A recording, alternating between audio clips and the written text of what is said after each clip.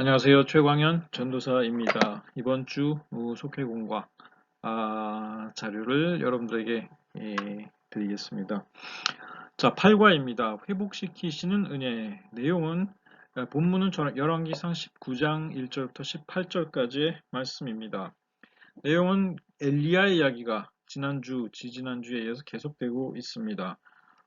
엘리야의 이야기는 아마 오늘까지가 이제 이번 주까지가 마지막이 될 것 같고요. 자, 그럼 무슨 얘기가 있느냐? 이제 살펴보겠습니다.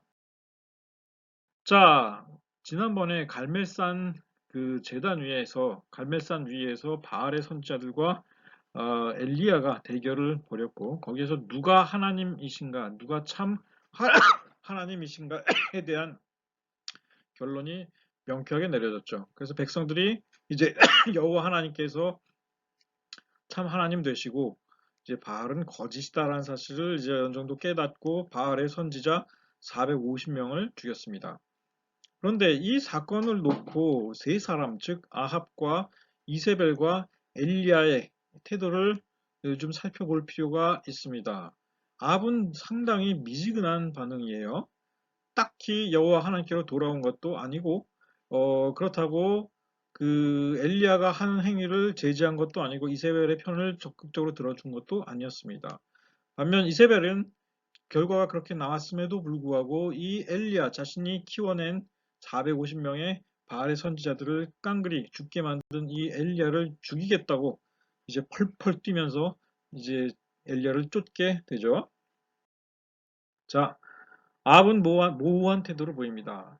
그래도 이스라엘의 왕이었는데 3년 동안의 가뭄을 유발한 엘리야를 미워했지만 엘리야가 갈멜산에서의 대결을 제안했을 때 그는 이 제안을 받아들였고 거부하지 않았습니다. 그 자리에 모인 백성들이 바알의 선지자 450명을 죽일 때에도 아합 왕은 이들을 제지하지 않았습니다. 엘리야를 죽이겠다고 덤비지도 않았죠. 이세벨의 편을 들어주지 않았습니다. 그리고 엘리야의 말대로 비가 내리는 것도 목격했습니다. 적어도 그는 바알이 아닌 여호와께서 참 하나님이시다라는 사실을 아마도 그 순간에는 느끼기 시작했을 것입니다. 이 갈멜산의 대결 후에 아합이 행한 일은 이스라엘 별궁에 머물던 왕비 이세벨을 찾아가서 갈멜산 대결의 결과를 알려주고 그녀가 보살피던 바알의 선지자 450명이 백성들에게 죽임을 당했다는 사실도 알려주는 것이었습니다. 자, 그리고 아무런 조치도 취하지 않았습니다. 그 백성들을 벌하지도 않았고 엘리야를 죽이겠다고 찾아다니지도 않았고 그냥 그 소식을 알려주는 것으로 끝. 이게 아합의 태도였죠. 이 소식을 아합 왕으로부터 전해 들은 이세벨은 크게 분노합니다. 이세벨은 엘리야에게 사람을 보내서 내가 너를 죽이지 않으면 신이 내게 벌을 내리시리라 라고 자신의 맹세를 전했습니다. 일종의 대단한 경고였죠. 너 죽었다 이겁니다. 내가 신하게 맹세컨대 너를 반드시 잡아 죽이겠다. 이런 얘기예요. 아합의 태도는 모호했습니다. 확실히 여호와 하나님 편에 선 것도 아니고 그렇다고 이세벨의 편에 선 것도 아니었죠. 이를 갈며 노발대발 복수를 다짐하는 이세벨을 말릴 생각도 하지 않았습니다. 자, 엘리야는 36개 출행랑을 넣습니다. 사실 너무 무섭고 지치고 힘든 모습이 바로 엘리야의 모습이었죠.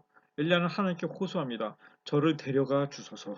저를 죽게 편안하게 안식하게 해 주십시오. 죽게 만들어 주십시오. 이렇게 얘기를 해요. 자, 그는 가뭄을 예언한 일도 사르밧 과부의 곡식 항아리를 채워주고 죽은 아들을 살려주고 갈멜산 제단 위에 불을 내리게 한 천하의 엘리야. 그도 이세벨은 두려워했던 것입니다. 그래서 도망친 건데 그는 아예 북이스라엘 왕국 국경을 넘어 남쪽의 유다 왕국 지경으로 갔고요. 그것도 모자라서 유다의 최남단 도시 브엘세바까지 도망칩니다. 북쪽 왕국에서 남쪽 왕국으로 도망가는데 그것도 모자라서 남쪽 왕국의 최남단 도시로 갔다 이겁니다. 그리고 자기 사원을 거기에 두고 자기는 광야로 하룻길을 더 가서 더 남쪽으로 내려간 거예요. 로뎀나무 아래서 하나님께 죽고 싶다고 하소연을 하고 있었습니다. 천하의 엘리야의 모습이다 이거죠. 자기 자신은 광야로 들어가 하룻길쯤 가서 한 로뎀나무 아래에 앉아서 자기가 죽기를 원하여 이르되 여호와여 넉넉하오니 지금 내 생명을 거두시옵소서. 나는 내 조상들보다 낫지 못합니다. 이렇게 이제 하나님께 호소를 한 겁니다. 엘리야는 도대체 왜 놀라운 이적으로 이세벨에 맞서지 못할까요? 왜 죽은 자를 살리고 갈멜산 제단 위에 불을 내리게 하고 3년 가뭄 끝에 비가 오게 한 엘리야가 어떤 그런 이적으로 이세벨을 물리치지 못했을까요? 왜 두려워했을까요? 답은 간단합니다. 그런 기적의 능력은 엘리야의 능력이 아니었기 때문에 그렇습니다. 엘리야에게 그 일을 행하도록 택하시고 명령하신 하나님의 능력에서 그런 이적이 비롯된 것이지 엘리야가 임의로 그런 이적을 이제 만들어낸 게 아니다 이거예요. 인간은 그 누구도 자신의 능력으로 임의로 초자연적인 기적을 일으킬 수 없습니다. 하나님의 명령을 수행할 때에만 제한적으로 가능한 것입니다. 자, 지친 엘리야 로뎀나무 아래서 잠이 들었습니다. 그때 하나님의 천사가 그를 깨웁니다. 구운 떡과 물을 주고 이렇게 말합니다. 일어나 먹으라. 내가 갈 길을 다 가지 못할까 하노라.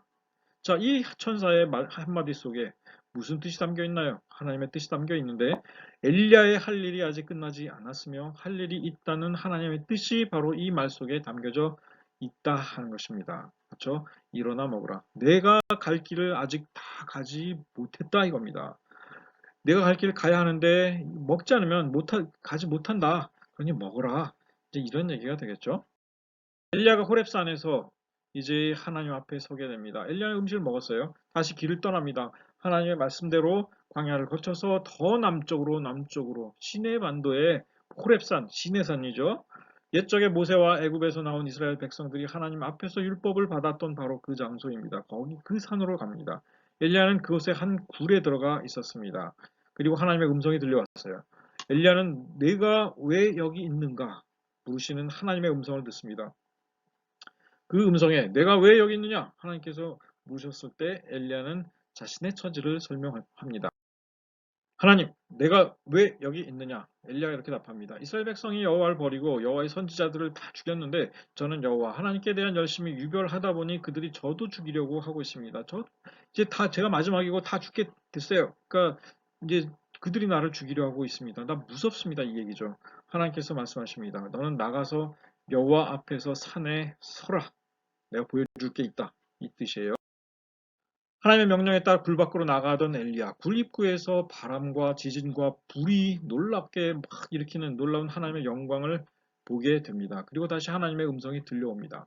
내가 어찌하여 여기 있는가? 그런데 엘리야의 생각은 바뀐 게 없어요. 하나님, 저들이 여호와의 선지자들을 죽이고 이제 제 목숨도 없애려 하고 있습니다.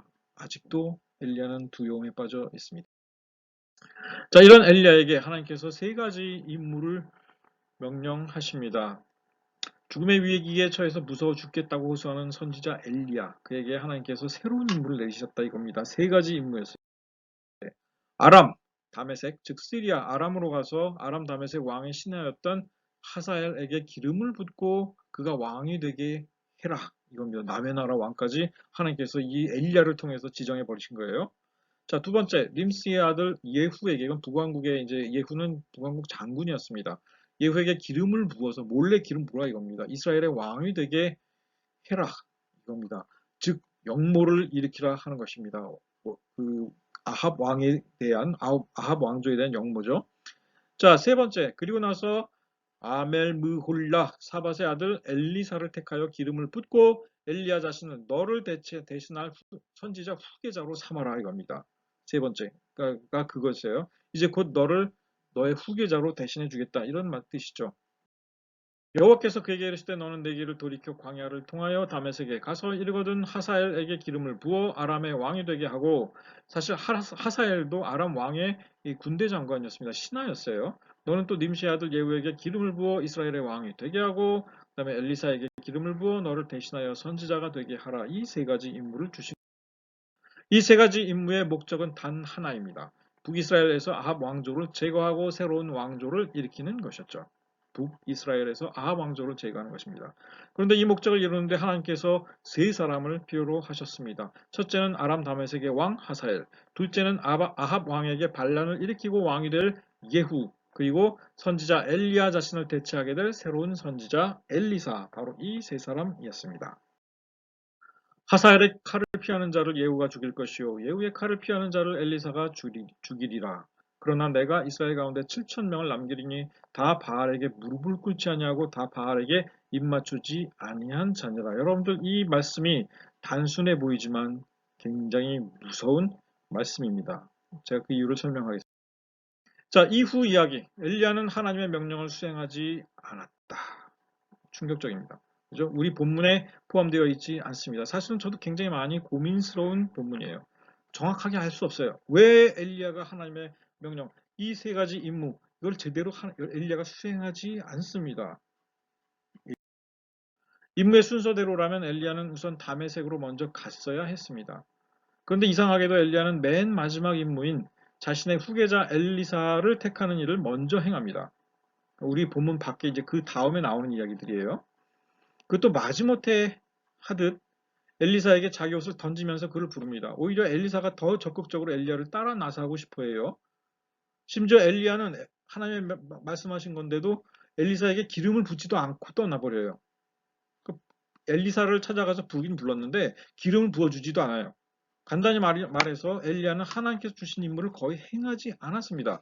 다메섹으로 가서 그러니까 아람으로 가서 하사엘을 만나지도 않았고 그 다음에 예후를 불러서 그에게 기름을 부어 왕으로 삼지도 않았다 이겁니다.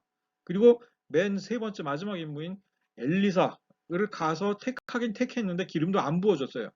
그리고 나중에 하늘로 올라가게 되는 거죠.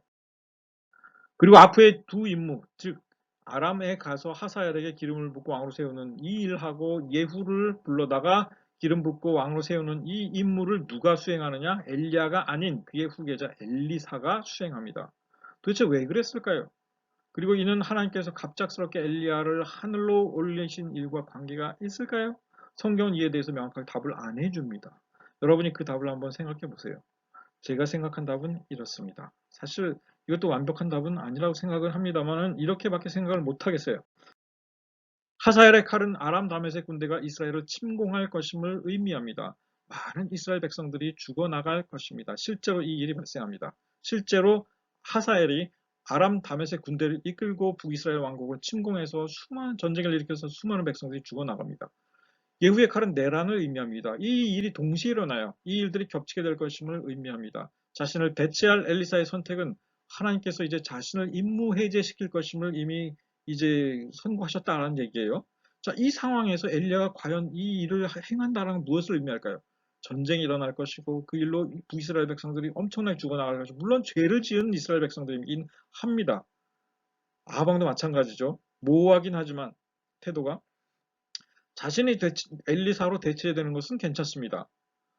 그러나 수많은 이스라엘 백성들이 아합과 함께 죽어나가게 될 임무, 이것을 자기 손으로 행하는 것, 이걸 하나님께서 명령하신 겁니다. 엘리야는 차마 이것을 받아들이지 못한 것 같습니다. 그렇죠? 자, 결론입니다. 내 길을 다 가지 못할지라도 제가 제목을 이렇게 달아보았습니다.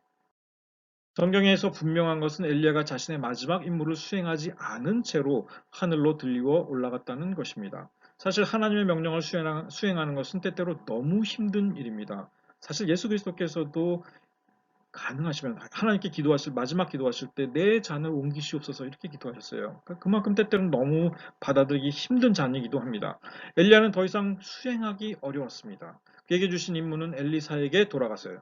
엘리사는 열심히 적극적으로 했습니다.